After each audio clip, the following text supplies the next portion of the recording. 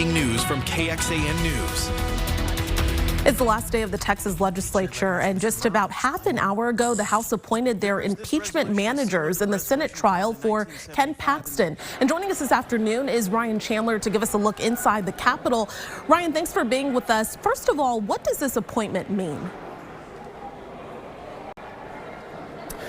Well, Jen, this is the latest development into the impeachment of the embattled Attorney General Ken Paxton. This essentially sets the stage for the trial that will take place in the Senate. Remember, just a few days ago, I can't believe it was only on Saturday, but the House impeached the Attorney General, meaning he is effective immediately relieved of his official powers and duties pending a trial in the Senate.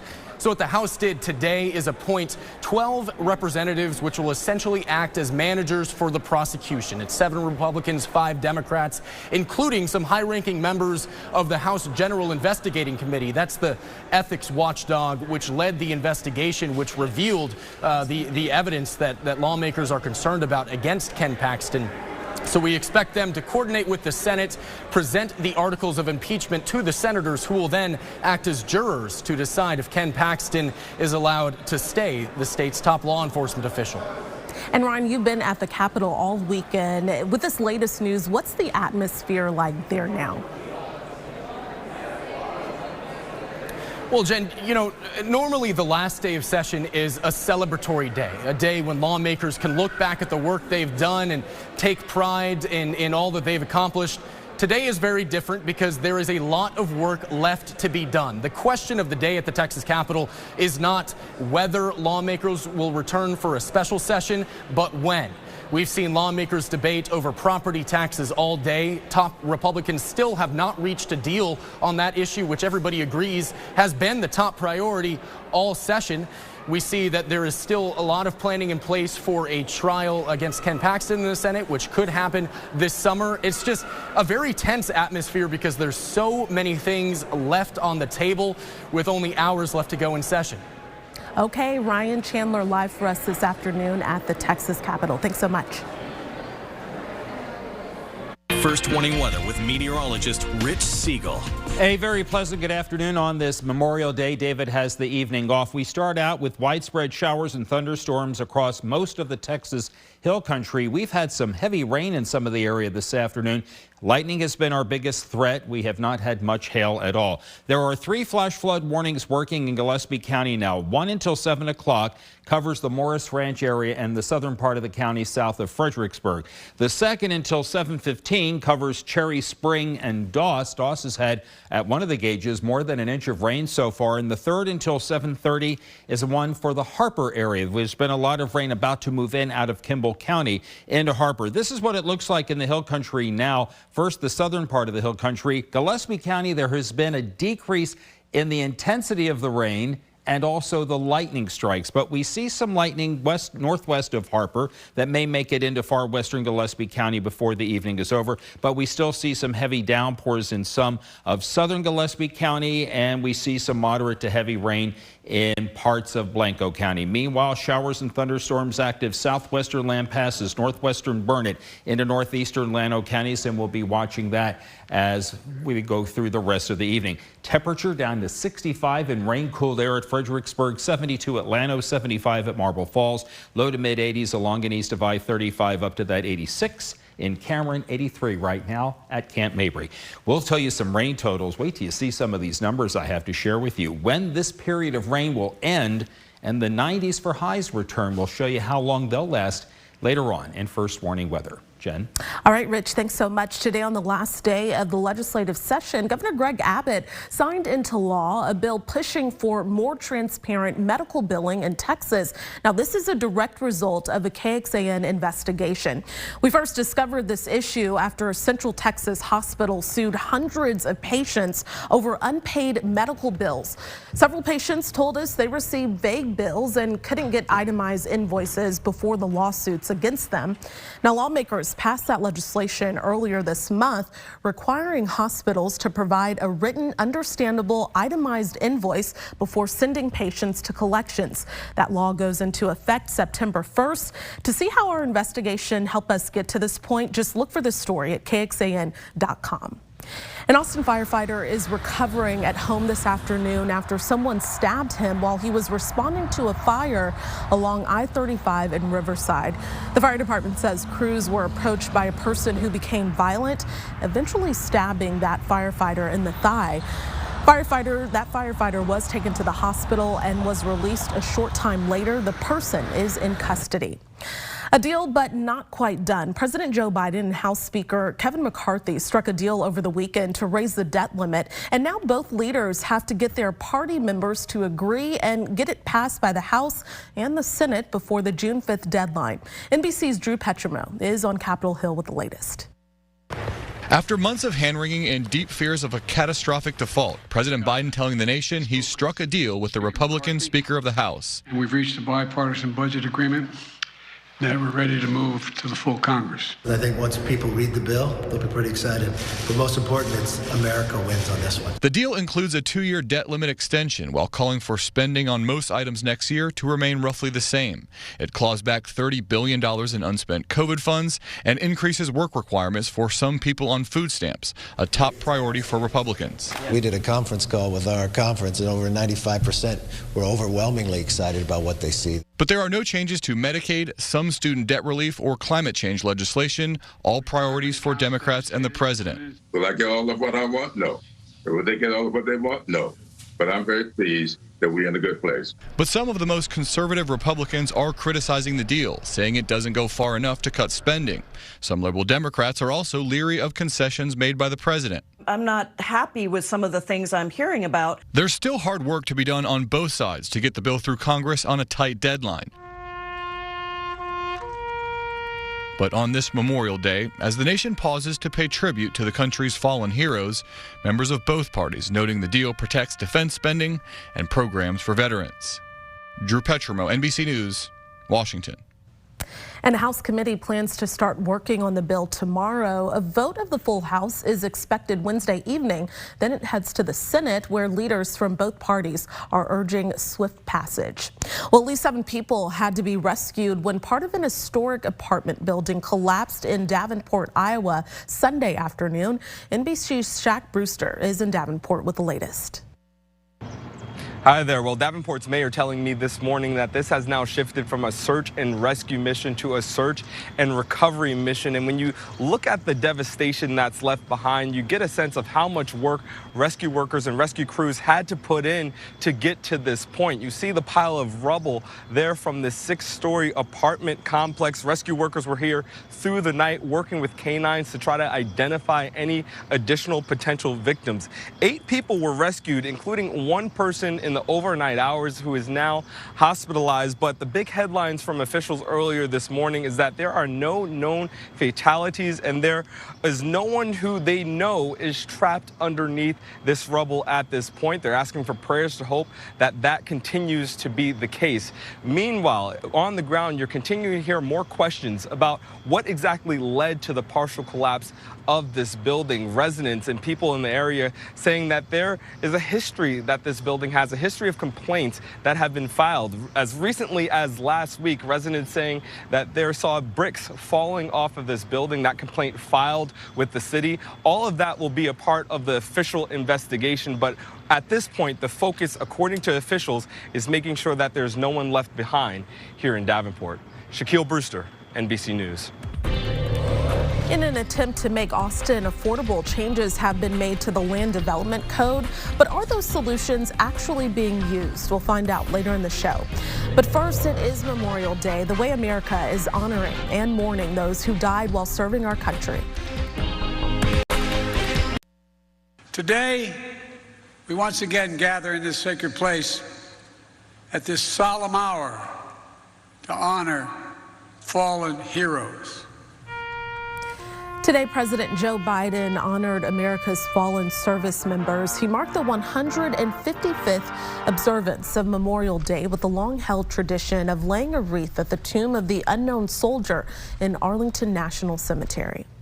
Goodwill workers and volunteers are making American flags to be used at burials for U.S. veterans. Julia Bagg introduces us to the group working on the project. Inside a small corner of Allapattah, Old Glory is made daily. People know us at Goodwill because of our stores, and that's great, but we're so much more than our stores. What you see today and what's so special about today is the flags that we manufacture here. They are the U.S. internment flags, and we manufacture them particularly for military funerals. The flags are memorials. They go to families to honor loved ones when they pass away, loved ones who served in any branch of service during their lifetime. Here, workers produce about 500 flags a day. At least 75% of the workers stitching the stars and stripes have a mental or physical disability. Gloria Murillo keeps a photo of her son close while she works. He's one of 2 of her children serving overseas. Straightening it out and just put it in here. You see? Otan Fajardo is a master at folding the flags. He says it only took him 2 weeks to learn, and he's really good at it. Well, Goodwill has had the contract to produce these flags with the federal government for 25 years. Well, most of the rain that fell today has fallen in the Hill Country, and check out some of these rain totals. We've had about 10 to 15 rain gauges in the Hill Country with more than an inch, topped by that inch in 8,500, 13 miles west-northwest of Blanco, and an inch and 3/4 plus at a gauge 9 miles southwest of Fredericksburg. We'll get a check of the radar when we return in just a few minutes. The average Austinite simply can't afford to buy a house here, which is important to me as a home builder. We can no longer afford to wait. And city leaders agree Austin's decades-old land development code needs work, and dozens of changes have been made to it over the past few years to try and make our city a little more affordable. But as KXAN's Grace Reader explains, City of Austin employees are overwhelmed trying to implement those changes. Land Development Code. We get it. It might not sound like the most interesting topic, but you should care. Our complex code drives up housing costs all over Austin. Because it's something UT researchers say is a top solution for making our city more affordable. How can we make actually developing in our city a more feasible option, just from reimagining what our land use codes can look like? Austin City Council has passed several amendments to that code, which we've told you about, including making it easier to open a daycare and eliminating parking minimums. There are amendments that seem like they'd be really straightforward, but they're hard. And the parking is one of them. But just because council signs off doesn't mean it's a done deal. This month, council members on the Housing and Planning Committee got an update on where those changes stand. The city says they're short-staffed and have at least 30 code amendment changes they're still working through. Roughly a third of those staff haven't started yet. That's why council will come back next month and give a list of priorities. We have to choose if something is just, it's important to us, but we can wait 6 or 9 months for them to pick it up. Meanwhile, more items are expected to be added to that list. Councilmember Tito Vela says he's working on a resolution to change restrictions on building height after the Texas legislature failed to pass a bill to do just that. Grace Reader, KXAN News. And several years ago, City Council completely overhauled Austin's land development code, but legal challenges tossed that rewrite. First Warning Weather with meteorologist Rich Siegel. Well, half of our viewing area did get wet today. The half that got wet was the one that needed the most. That was the Hill Country. Showers and numerous thunderstorms this afternoon. We are seeing a decrease in the intensity of some of these thunderstorms, and the lightning threat seems to be going down as well. Still, flash flood warnings in effect until 7 o'clock for the southern part of Gillespie County, for the northern and northwestern part of the county until 7:15, and for the Harper area until 7:30.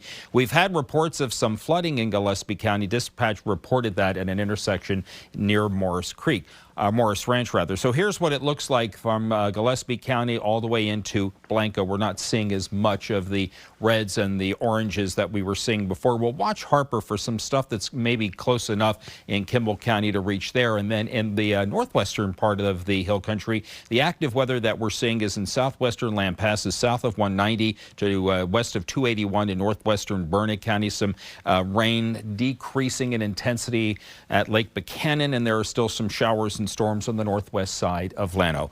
Again, rain totals exceeding 1.5 inches this afternoon near Blanco, near Fredericksburg, at the Little Llano River near Llano. This is what the Austonian view is showing right now. In Austin, we haven't had any rain today. It's been a mostly cloudy sky after some sun this morning. 83 degrees right now. The high this afternoon in Austin, 88, just a couple of degrees shy of normal. Temperatures tomorrow morning are going to drop into mostly the mid and upper 60s, and then daytime highs, I think we'll have several that'll peak at around 90 degrees tomorrow. I think this model is suggesting that there may be some rain in Austin at 4 o'clock, but I just don't see that happening. So these showers and storms will wrap up during the evening with the loss of daytime heating, and then we'll be dry through the overnight hours, and we may go mostly clear as we start the day on Tuesday. And then once we have some heating, we will see a few clouds, but I don't see any rain in our forecast for Tuesday. As far as tonight goes, the severe storm threat is non-existent, and non-severe storms until about 9-10 o'clock tonight. That flash flood threat this evening, I think, is just for the hill country. I don't see any issues for areas along and east of I-35. Then we are dry Wednesday, Thursday, into much of Friday. Late Friday afternoon, we may see a few showers, and then as we get into the weekend, rain chances go up on Saturday, and they'll go up even more Saturday night into Sunday. We'll show you rain chances in just a moment, and there could be some widespread rain across the area 1 week from today. Rain totals as we go through the rest of this forecast period tonight, and then in the weekend scenario too. And I-35 eastward about 1/10 to 1/2 inch, and these areas shaded in blue out in the hill country 1/2 inch to 1.5 inches. Applauding for that. 20% chance of showers and storms during the evening, then dry overnight. A south wind at 5 to 10, your low 67. Partly cloudy tomorrow, 90 degrees for the high with a southeast wind at 5 to 10.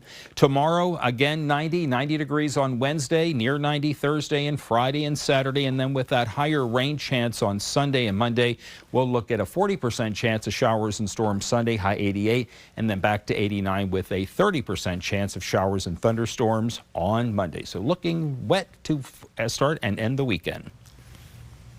All right, Rich, thank you. A river rafting rescue caught on camera. Hear from the man who helped pull someone out of the water.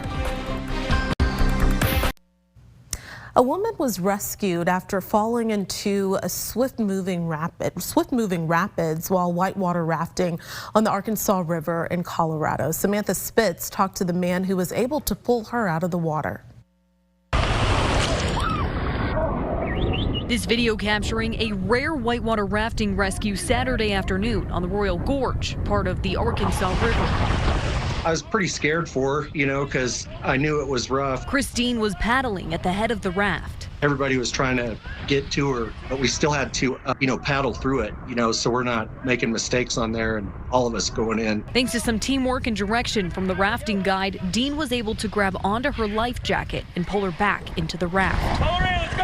We're just really glad that we could get her in, and she was a little bit shaken up for a couple of minutes, but she was laughing and having fun for the rest of the trip after that. Jim Crane, the operations manager at Performance Tours, says safety is their #1 priority. It's very rare for someone to fall out of the boat in a commercial setting. It really is. It's because the guides are so well trained. They know where to go. They know the riverbed. For that reason, it provides the guests with a good, safe experience. But in some cases, it does happen, and their guides are ready. We put them through every different scenario that would happen. Always traveling in groups. Safety comes in numbers, and if something happens, we want another boat there to help out. And for the rafters, the passive feet first downstream swim position can be quite dangerous, at high water levels. So, we tell people, if you fall out of the boat, we're going to always tell you, to swim right back to the boat, and if they can actively participate in their own self-rescue, it greatly minimizes their time that they're spending in that cold water. Well, you can join us tonight for KXAN News at 9 o'clock on the CW Austin, and here's where you can find us.